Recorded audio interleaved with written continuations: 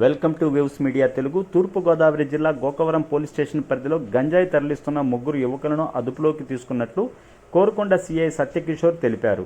వారి వద్ద నుండి ఒక స్కూటీతో పాటు 15 కిలోల గంజాయిని స్వాధీనం చేసుకుని పరారీలో ఉన్న మరో వ్యక్తి కోసం గాలిస్తున్నట్టు అదుపులోకి తీసుకున్న ముగ్గురు యువకులను రిమాండ్కు తరలిస్తున్నట్టు తెలిపారు.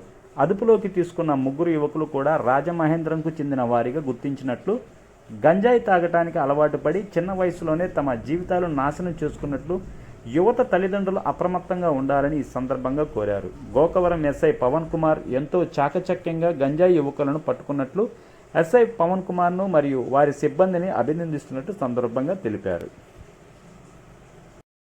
జిల్లా ఎస్పీ గారు నరసింహ కిషోర్ ఐపీఎస్ గారి ఉత్తర్వుల మేరకు, నార్త్ జోన్ డిఎస్పీ గారు శ్రీకాంత్ సారి ఇన్స్ట్రక్షన్ల మేరకు గోకవరం తండ్రికొండ ఏరియాలో ఇంటర్ బార్డర్ చెక్ పోస్ట్ దగ్గర వెహికల్ చెకింగ్ చేస్తూ ఉండగా AP 39 NP 5681 scooty, blue colour scooty మీద ఒక ముగ్గురు వ్యక్తులు ఒక బ్యాగ్ని పెట్టుకుని వస్తూ ఉన్నారు.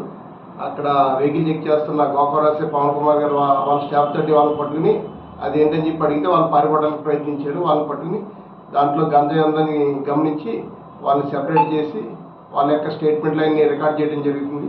దీనికి సహకారం DT గారిని, డిప్యూటీ తహసీల్దార్ గారిని తీసుకోవడం జరిగింది. తర్వాత దాన్ని కాటా వేగా సుమారు 11 కేజీల 200 గ్రాములు రావడం జరిగింది. వాళ్ళ యొక్క స్టేట్మెంట్ ప్రకారం వాళ్ళు దారకొండ సీలేరు ప్రాంతం నుంచి కిరణ్ ఎలియాస్ సురేష్ అనే ఒక వ్యక్తి దగ్గర నుంచి అది కొనుక్కుని 20,000కి కొనుక్కుని తీసుకొస్తున్నట్టు తెలియజేయడం జరిగింది. వాళ్ళ ముగ్గురికి కన్ఫ్యూషన్ స్టేట్మెంట్ మీద, మీడియా రిపోర్ట్ మీద కేసు రిజిస్టర్ చేయడం జరిగింది. ఎక్కడి నుంచి అయితే వస్తుందో అతను కూడా అదుపులోకి తీసుకుంటాం. దీన్ని కోర్టుకి సబ్మిట్ చేయడం జరుగుతుంది.